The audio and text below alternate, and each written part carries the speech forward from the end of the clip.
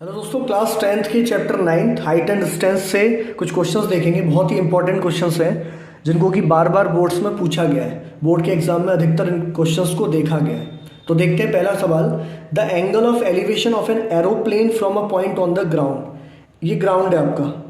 From a point on the ground the angle of elevation of an aeroplane. Aeroplane के लिए जो angle of elevation है तो वो कितना है आपका 60 डिग्री। तो from a point on the ground the angle of elevation, aeroplane यहां पर है मान लेते हैं, इसके लिए एंगल ऑफ एलिवेशन है 60 डिग्री। ठीक है। After a flight of 30 second, अब 30 सेकेंड बाद एरोप्लेन यहां तो रहने वाला नहीं है, कुछ आगे पहुंच जाएगा। तो मान लेते हैं ये एरोप्लेन जो यहां पर था पहुंच गया यहां पर। The angle of elevation becomes 30। अब ये जो एंगल ऑफ एलिवेशन है ये हो जाता है आपका 30 if the plane is flying at constant height of 3000√3 metre. और जो हाइट है, कांस्टेंट हाइट पर एरोप्लेन है ग्राउंड से, कांस्टेंट हाइट पर, और हाइट कितनी है 3000√3 मीटर। तो अब क्या करते हैं, देखिए ए बी सी डी और इस पॉइंट को देते हैं ई। इसका मतलब क्या है, A B equals to C D आपको गिवन है 3000√3 मीटर। Find the speed. अब स्पीड बराबर हमें पता है, स्पीड बराबर क्या होता है, distance upon time. Distance upon time होता है। अब डिस्टेंस हमारे पास नहीं है लेकिन हमें ये पता है, टाइम पता है। टाइम कितना है 30 सेकेंड। अब 30 सेकेंड हमारे पास टाइम है। डिस्टेंस क्या है, देखो 30 सेकेंड में एरोप्लेन कहां से पहुंचा, ए से लेकर सी पर। मतलब एसी जो दूरी है वो कवर की है कितनी देर में, 30 सेकंड में, एसी। तो हम क्या लिख सकते हैं, डिस्टेंस में हम लिख सकते हैं एसी। अच्छा, अब हम देखते हैं एसी हम कैसे निकालते हैं। इसको डाल दूंगा फर्स्ट। एसी निकलते ही यहां पे हम रखेंगे और हमारे पास आ जाएगा क्या, स्पीड निकल के आ जाएगी। तो अब यहां पर देखिए जो ट्राइंगल है उसमें हम निकालने की कोशिश करते हैं। तो मैं लगा रहा हूं in triangle A B E. तो ए बी ई ट्राइंगल में आप पहुंच जाइए। तो जब आप ए बी ई ट्राइंगल में देखेंगे तो A B upon B E, तो ये इस एंगल के हिसाब से ये ए बी परपेंडिकुलर है और ये बेस है। तो क्या लगेगा 10 60 10 क्यों लगा, परपेंडिकुलर ले रहे हैं और बेस ले रहे हैं तो 10 होता है। A B upon B E 10, और 10 पे कितना एंगल है 60 है। तो 10 60 की वैल्यू कितनी होती है √3। ए बी कितना है हमारे पास 3000√3 अपॉन बी। अब बी को मैं इधर लेके आऊंगा तो 3000√3 अपॉन √3। √3 से √3 कट जाएगा तो बी की वैल्यू आपके पास निकल के आ गई 3000 मीटर। तो बी की वैल्यू हमारे पास निकल के आ गई। अब क्या करेंगे, जो दूसरा ट्राइंगल है उसमें हम लगाएंगे। तो in triangle C D E, C D triangle कौन सा है, सी डी ई, ये वाला ट्राइंगल। इसमें एंगल कितना है 30। यूज कर रहे हैं सी डी और डी, मतलब परपेंडिकुलर अपॉन बेस, और परपेंडिकुलर अपॉन बेस होता है 10। तो यहां पर भी लगेगा 10, लेकिन एंगल कितना हो गया 10 30 equals to C D by D. अब मैं आगे सॉल्व कर लेता हूं यहां पर।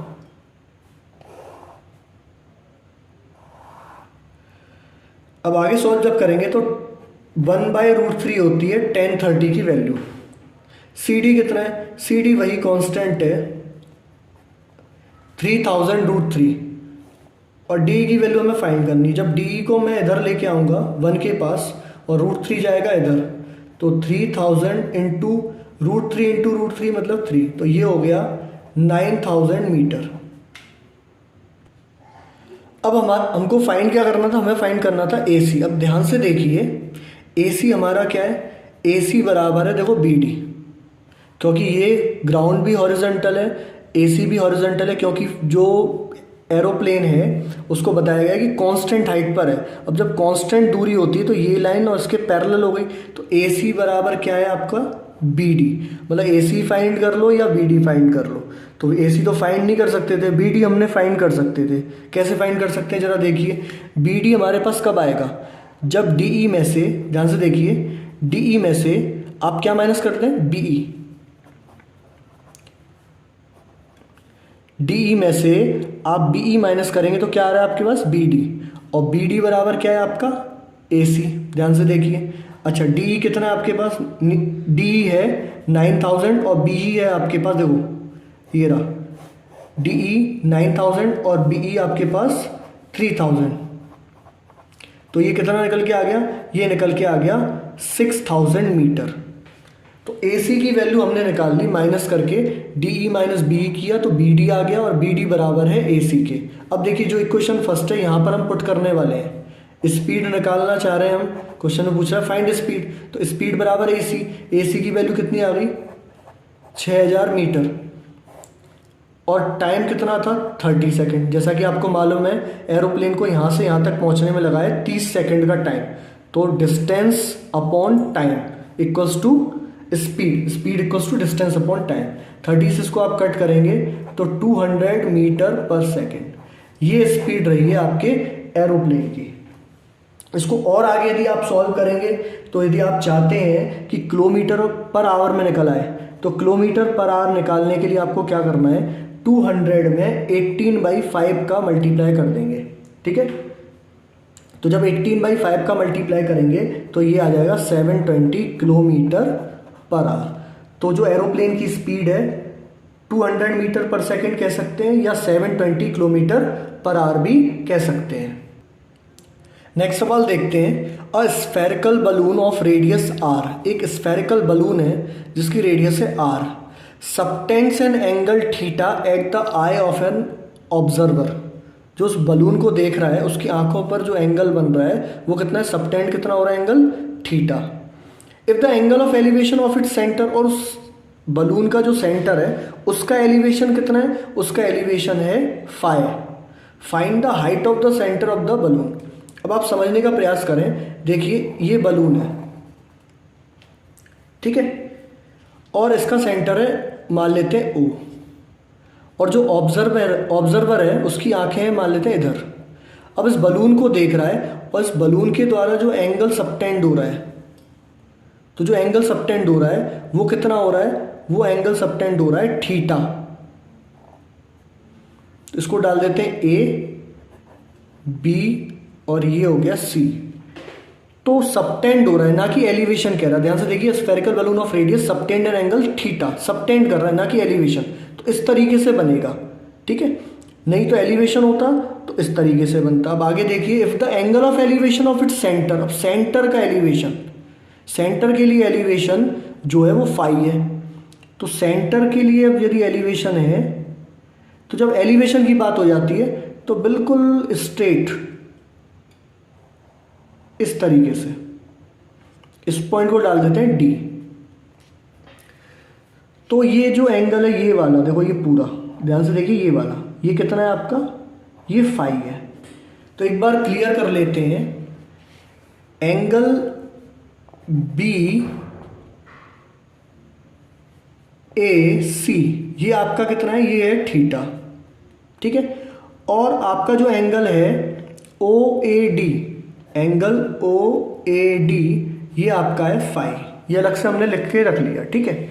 अच्छा अब ध्यान दीजिए, अब फाइंड क्या करने को कह रहा है, find the height of the centre of the balloon.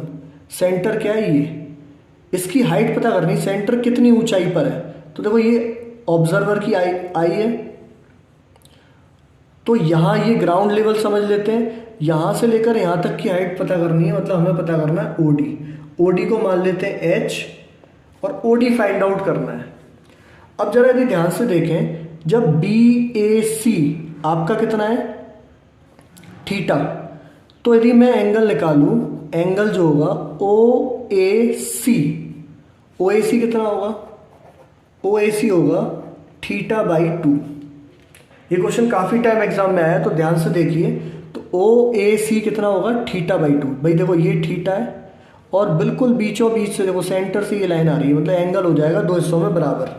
तो जो थीटा था वो θ/2 हो जाएगा, तो ओ ए सी थीटा हो गया। अब इसको लेने का फ़ायदा क्या हुआ, जैसा कि हम पढ़ के आए हैं या हमें पता है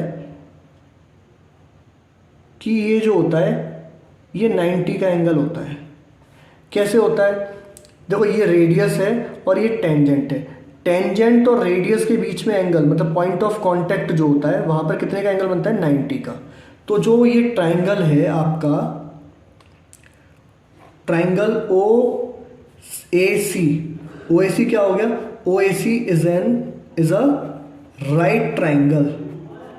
क्या हो गया, राइट ट्राइंगल हो गया आपका ओ ए सी। तब इसमें मैं क्या लगाने वाला हूं, देखो ओ सी को हम मान लेते हैं आर, ये रेडियस है ना आपकी, इसको मान लेते कितना, आर मान लेते। रेडियस कितनी गिवन है, आर गिवन है, तो ये हो गया आर। अब जब ये राइट एंगल ट्राइंगल है तो हम क्या करने वाले हैं, ध्यान से देखिए, इन ट्राइंगल ओ ए सी, ये वाला एंगल देखो ओ ए सी में, यदि आप एंगल देखें ओ ए सी ट्राइंगल में, ओ ए सी एंगल कितना है, θ/2। गिवन क्या आपको, ओ सी गिवन है आर। अब हम फाइंड करेंगे ओ ए, तो θ/2 के हिसाब से ये हो जाएगा परपेंडिकुलर और ओ ए हो जाएगा हाइपोटेनियस। और परपेंडिकुलर अपॉन हाइपोटेनियस क्या होता है, साइन, और साइन का एंगल कितना है, θ/2। तो साइन θ/2 इक्वल्स टू ओ सी बाय ओ ए। आगे सॉल्व करेंगे, साइन θ/2 इक्वल्स टू ओ सी हमारा आर है, ओ ए हमें फाइंड करना है। तो ओ ए जब मैं इधर ले जाऊंगा इस तरफ, तो आर अपॉन साइन θ/2, और आगे सॉल्व करने गया तो ओ ए इक्वल्स टू आर 1/sin θ/2 क्या हो जाएगा, कोसेक θ/2, कोसेक θ/2, ठीक है ना, 1/sin θ/2 equals to are cosec θ/2। तो ओ ए की वैल्यू निकला। इससे फायदा क्या हुआ, देखो हम हाइट फाइंड करना चाह रहे हैं। अब आ जाओ इस ट्राइंगल में, in triangle O A D triangle में आ जाओ, ओ ए डी, यहां पर ये कितना है, 90 है, ओ ए डी में कितना है, 90, परपेंडिकुलर डिस्टेंस है पूरी ये। तो यहां पर क्या लेंगे, हम लेंगे tan फाई। अब tan क्यों हो गया, देखो ओ डी आपको फाइंड करना है, ठीक है, क्या फाइंड करना है, ओ डी, तो नहीं tan नहीं होगा, सॉरी tan नहीं होगा। ध्यान से देखिए, ओ ए डी में एंगल कितना है आपका, फाई है, फाई है, फाइंड करना है परपेंडिकुलर, और ये आपका कितना है, ये आपको गिवन है। गिवन कैसे, आपने निकाला है, गिवन मतलब आपने निकाला है। तो परपेंडिकुलर अपॉन हाइपोटेनस मतलब दोबारा से साइन फाई, साइन लगेगा, साइन बराबर कितना हो गया, परपेंडिकुलर, परपेंडिकुलर आपका कितना है, ओ डी, हाइपोटेनस कितना है, ओ ए, निकालना क्या है आपको, ओ डी बराबर साइन फाई इंटू ओ ए, और ओ ए की वैल्यू अभी आपने निकाली थी, ओ ए की वैल्यू आपने कितने निकाली है, इंटू आर कोसेक θ/2, आर आगे ले लेता हूं, R sine phi into cosec θ/2, जो कि हमें फाइंड करना था। ओडी क्या है, ओडी हमारी क्या है, हाइट। फ्रॉम एन एरोप्लेन, एक एरोप्लेन से vertically above the straight horizontal plane, एक हॉरिजॉन्टल प्लेन है, तो ये हॉरिजॉन्टल प्लेन हो गया, इसके बिल्कुल ऊपर क्या है, एक एरोप्लेन है, हम मान लेते हैं ये एरोप्लेन है, ठीक है। The angle of depression of two consecutive kilometre stones on the opposite side of the aeroplane are found to be alpha and beta. अभी क्या कहना चाह रहा है, देखो ये एरोप्लेन है, ये एक हॉरिजॉन्टल प्लेन है, एक जगह है, ग्राउंड मान लो, हॉरिजॉन्टल ग्राउंड है। अब एरोप्लेन को हमने मान लिया ए है, यहां से क्या है, एंगल ऑफ डिप्रेशन किसके लिए, स्टोन्स के लिए, to consecutive kilometre stone, kilometre stone मतलब दो स्टोन जिनके बीच की दूरी कितनी है, जैसे मान लेते हैं एक स्टोन ये रहा और एक स्टोन मान लेते हैं ये रहा, इसको डाल दिया बी और इसको डाल दिया सी।